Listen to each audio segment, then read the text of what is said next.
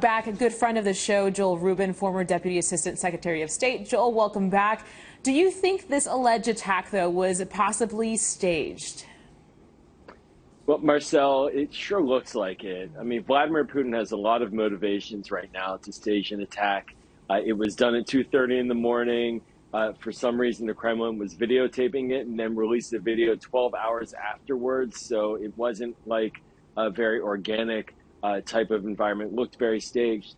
And he really does need to mobilize Russian support right now. The Russians have taken massive casualties, 100,000 since the beginning of the war, including 20,000 dead, which if you compare it to Iraq, it's 3 times more than we experienced in Iraq over 10 years. And this has only been 1 year. So he's looking for ways to get Russians mad. And this would certainly be a good way to do that. Yeah, and for sure we've seen things escalate there. Right now, though, we're definitely seeing a lot of blame going around. The U.S. now has been entered here with what would Russia get out of pinning this alleged attack on the U.S.? Why is it being brought up in this case? Exactly to your point. We've got a May Day coming up, May 9th. It's a very prideful moment for Russia. They're trying to get a reason for continuing this war. And to blame the West is a good old calling card for Vladimir Putin. Blame the United States to claim that the U.S. is trying to assassinate him could potentially provide more energy and support in the Russian population for this war, which is a completely unpopular war when people speak openly about it.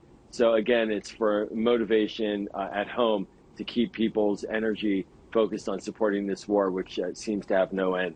Yeah, we have that fueling, of course, the, I guess, motivation on Russia's side. And there's also been a lot of talks of both Russia and Ukraine gearing up for an offensive strategy here. But how can we see Russia respond to all of this? Will there be a waiting period, or they're going to react immediately here?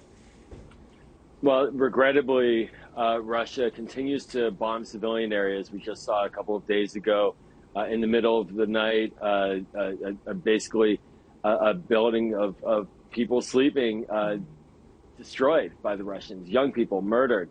And so the Russians, they're not holding back.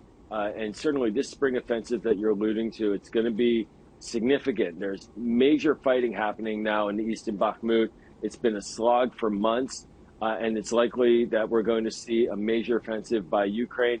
And so Russia is gearing up for that. Clearly, they're trying to get their population ready for that. And there's really not been much of a slowdown in their attacks on civilians in this deplorable invasion of Ukraine.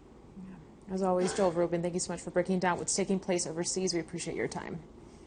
Thanks, Marcel.